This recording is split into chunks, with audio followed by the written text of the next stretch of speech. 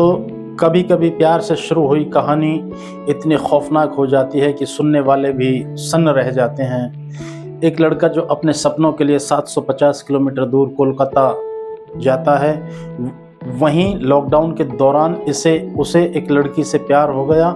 दोनों ने court marriage कर ली, लेकिन इस शादी को लड़के के परिवार ने कभी स्वीकार नहीं किया।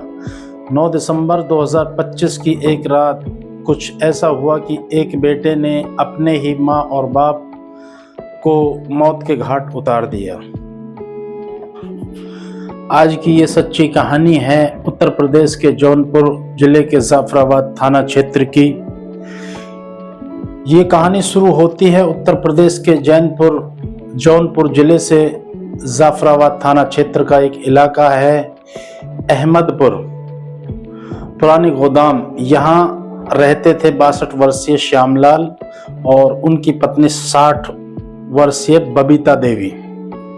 श्याम रेलवे में लोको पायलट थे और कुछ समय पहले ही 30 जून 2025 को रिटायर हुए थे। उनका एक ही बेटा था, अम्बेश कुमार उर्फ रिंकू।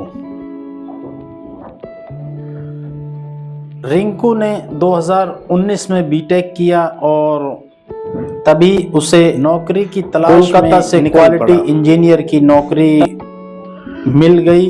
वो अपने घर से लगभग 750 किलोमीटर दूर कोलकाता जाकर रहने लगा। फिर साल आया 2020। फिर पूरे देश में कोरोना लॉकडाउन लग गया। जो जहां था वहीं फंस गया। रिंकू भी कोलकाता में ही रह गया। उसे खाना बनाना नहीं आता था और अकेले रहना भी मुश्किल हो रहा था।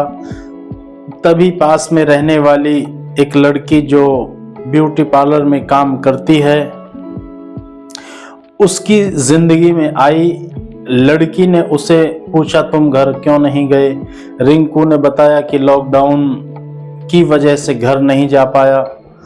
बस यहीं से दोनों के बीच बातचीत शुरू हो गई और लड़की कभी उसके लिए खाना बना कर लाती, कभी कपड़े धो देती।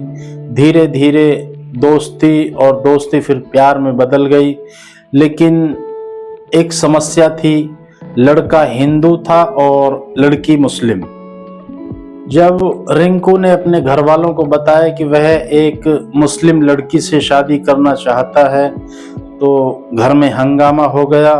माँ, पिता और तीनों बहनों ने इस रिश्ते से साफ इनकार कर दिया।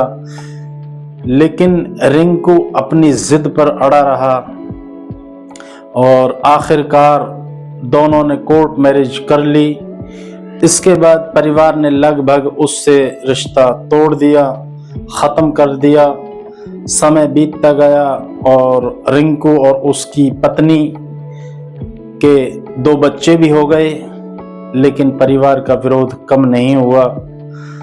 घर वाले हमेशा ताने मारते थे, कहते थे कि तुम अब तो नमाज पढ़ना भी सीख गए होगे और मांस खाना भी सीख गए होगे। तुम्हारी पत्नी ने तुम्हें मुसलमान बना दिया होगा। इन बातों से रिंकू अंदर ही अंदर बहुत परेशान रहने लगा। इसी बीच घर वालों ने उस पर दबाव डालना शुरू कर दिया कि वह अपनी पत्नी को तलाक दे दे। जब रिंकू ने अपनी पत्नी से बात की तो पत्नी ने कहा कि अगर तुम जाना चाहते हो तो चले जाओ, लेकिन मुझे और मेरे बच्चों के लिए कम से कम 10 लाख रुपए दे दो, जिससे मैं एक ब्यूटी पार्लर खोलकर अपने बच्चों की अच्छे से परवरिश कर सकूं। रिंकू ने ये बात अपने परिवार को बताई, लेकिन परिवार ने साफ इनकार कर दिया। ये तुम्हारी समस्या है, हम 1 रुपया भी तुम्हें नहीं देंगे। 8 दिसंबर 2025 की शाम लगभग 7 बजे घर में इसी बात को लेकर फिर झगड़ा शुरू हो गया। मां ने गुस्से में रिंकू को घर से बाहर निकालने की कोशिश की। तभी रिंकू ने कहा, यह मेरा घर है, मेरे नाना ने मुझे दिया है। बस यहीं से मामला और बिगड़ गया। गुस्से में आकर मां ने उसे एक जोरदार थप्पड़ मार दिया। गुस्से में अंधा हो चुका रिंकू पास में रखा सिलबट्टा उठाता है और पूरी ताकत से अपनी मां के सर पर दे मारता है। मां वहीं गिर जाती है। तभी पिता श्यामलाल मौके पर आ जाते हैं। वे पुलिस को फोन करने की कोशिश करते हैं, लेकिन रिंकू अपने पिता के सर पर भी वही सिलबट्टा मार देता है। दोनों जमीन पर गिर जाते हैं, लेकिन कहानी यहीं खत्म नहीं हुई। इसके बाद रिंकू नीचे से लोहे की आरी लेकर आता है और अपने ही माता पिता के शरीर के टुकड़े करना शुरू कर देता है।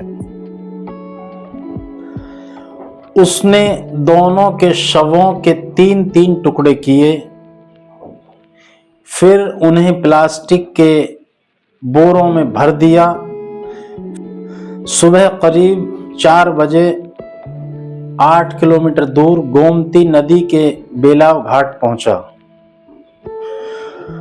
और वहां जाकर वो सभी पैकेट नदी में फेंक दिए।